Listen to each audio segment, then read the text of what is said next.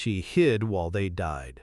Bach says that is the fact she has been living inside ever since. Not the rage, not the years of training, not the bolts that find their targets in the dark with a precision that most hunters cannot achieve in daylight. Before all of that, before Shauna Vayne became the thing the darkness feared, there was a girl pressed into the shadows of her own home, listening to the sounds from the other rooms, unable to stop any of it. It survived that night completely intact, physically. Everything else is a different question. Isabaya Jadable. Her name is Vayne, and the life she built from what remained is the story that Demacia tells, quietly, in the spaces between its official histories, because the Night Hunter is the proof that even the most ordered civilization produces things it cannot fully account for. New here? Subscribe. Every week, a League of Legends story, told the way it deserves to be, heard. Demacia built itself on a specific idea. That law was sufficient. That the structures of civilization, guards, councils, boundaries, the accumulated weight of institutional authority were enough to hold the darkness back. That if the rules were followed and the protections maintained, the things that existed outside those rules would remain outside them. Shauna Vayne grew up inside this idea the way wealthy children grow up inside wealth, not as a philosophy she had examined and accepted, but as the texture of reality itself. Her father was connected to the highest councils. The family lived at the center of Demacian power. The guards were always present. The law was always operative. The world, as she understood it, was governed. She believed this completely. She had no reason not to. She had never been shown the edges of it.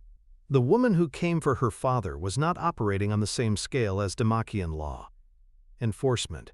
She was not a criminal who had calculated the odds of getting caught. She was something the institutional framework had no adequate category for. Someone who had followed the darkest pathways of magic to places that transformed her into something that conventional protections were not designed to stop. Council guards did not slow her. Walls did not slow her. The architecture of a powerful family's security, assembled over years on the assumption that the relevant threats were human scale, encountered something that simply did not fit the architecture. She went through it. What happened in that house, the specific quality of time between when the woman entered and when she left, what she did with that time, why she did it that way rather than quickly, is information that Shauna has never shared with anyone in full. She was present for some of it. She was hidden for some of it. She was close enough throughout that the sounds reached her with perfect clarity. When it was finished, the woman left. Shauna came out of hiding into a silence that contained the specific weight of the absence of everyone who had been there before.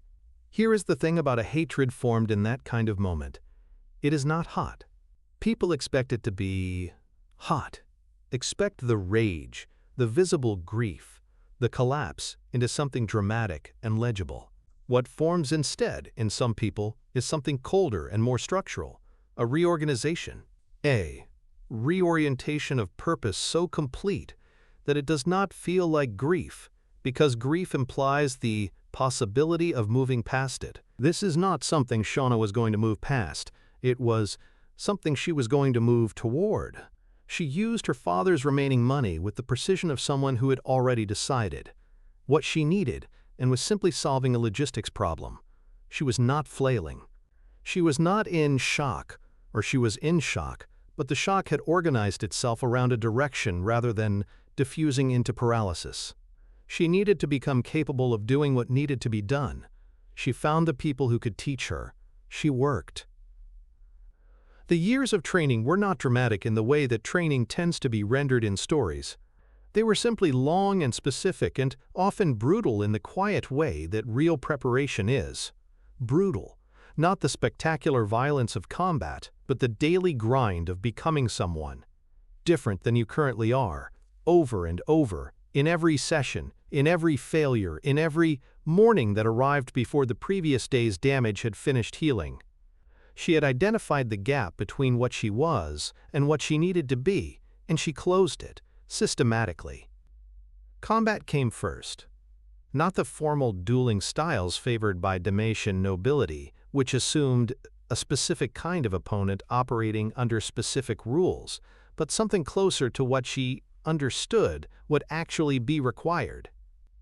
She sought out teachers who had worked in ungoverned spaces, hunters, soldiers who had operated outside official chains of command in places where the rules of engagement were whatever you decided before the engagement began. She was not interested in elegance. She was interested in effectiveness, in the specific efficiency of someone who understands that their targets will not be providing the cooperation that most combat styles quietly depend on. She learned to move in the dark. This sounds simple. It is not. The darkness is not simply the absence of light. It is a different relationship between the body and the world, a different way of processing information, a different set of instincts that the daylight organized mind actively works against. She trained in it the way musicians train through difficult passages, past the point of competence into the point where the skill no longer required conscious attention, where the darkness became the condition she was built for rather than the condition she had learned to tolerate. She also studied the thing she was hunting. This is the part of her education that her trainers found most unusual, and that some of them found uncomfortable. She did not want to simply learn how to fight people who used dark magic. She wanted to understand it, its nature, its pathways, the specific ways it changed the people who pursued it, and what it made them capable of over time. The transformation was not instant. The woman who had come for her father had not arrived at what she was overnight.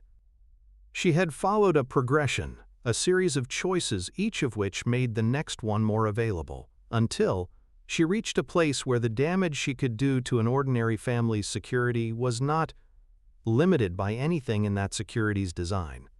Vayne needed to know where those progressions led. She needed to know what each stage looked like from the outside, so she could identify what she was facing before she was close, enough that being wrong about it became fatal. She read everything available. She found sources that most Demacians would not have known existed. She built a knowledge of the darkness that was as comprehensive as anything an academic might possess, assembled not for scholarly purpose but for operational use, not to understand the darkness but to recognize it, track it, and end it. The woman who had come for her father was not a unique phenomenon. She was a representative of a category. And the category was larger than Demacia's official frameworks. Acknowledged. Someone needed to acknowledge it. She used her family's connections to become something that had not formally existed before, Demacia's night hunter, operating in the gaps between official authority, going where the law's reach ended and the darkness began, finding the things that had followed the worst pathways, and ensuring they did not reach anyone else's home, anyone else's family, anyone else's childhood. She was very good at it. The reputation she built was not the kind that gets celebrated at official functions. It lived in the specific fear that she became aware of, not the fear that criminals have of law enforcement, which is rational and calculated and factors in odds and consequences. A different kind. The kind that the things she hunted had when word reached them that the night hunter had identified them. They did not run the way people run from authority. They ran the way things run when they understand, at some level beyond calculation, that what is coming for them is not going to negotiate. She did not negotiate. Demacia's official posture toward magic was complicated, an institutional anxiety that expressed itself in policies that ranged from suppression to denial. The darkness Vayne hunted existed partly because of this anxiety, because things that are not acknowledged officially do not disappear, they simply move into the spaces where the official framework cannot see them. She operated in those spaces. She understood them. She had no investment in Demacia's comfortable myths about itself because she had been educated, in the specific way that a child hiding in the shadows while her family is killed, is educated about exactly how thin those myths were. The darkness did not care about Demacian law. It required something that operated on its own terms. This is what the Night Hunter is, beneath the reputation and the laic tales. A person who has shown the edges of civilization's protection at the worst possible moment, and decided that if those edges existed, someone should be standing at them. Not as a guardian in any official sense, as someone who had already been to the place where the protection failed and survived it, and who was therefore qualified to go back. The League of Legends complicated things. The institution brought together power from across Runeterra and placed it in organized competition, which meant it gathered in one place a number of entities that Vayne had spent years learning to identify as exactly the category of thing that needed to be found and stopped. Champions who operated through the darkest pathways of magic, who existed in the League's framework, not because anyone had evaluated the risk they represented, but because the League's own rules operated on different assumptions than the ones Vayne had built her life around. She looked at the roster with the eyes of someone who had been hunting what she hunted for years. She saw work. The League became her next operational space, not as a competitor seeking victory in the sanctioned sense. As someone with a longer-term objective using the access the League provided to assess threats that the League's official framework was not designed to assess. The Night Hunter's mission did not stop at Demacia's borders. It never had. She remains what she became in that house on the night she hid in the shadows, and listened, and survived. Someone whose entire existence is organized around a single purpose. The hatred that was formed that night has not diminished. It has not softened into something more manageable. It has simply been refined, focused down from the general enormity of grief into something precise and operational and very, very patient. She will find the woman who came for her father. Amalo. She will find everything else along the way. Amalo. Amalo. Amalo bech, mi derail, amalo. That is not a threat or a plan. It is simply what she is. If this story reached you, subscribe. Every week, the full lore of a League of Legends champion, told the way it was meant to be heard.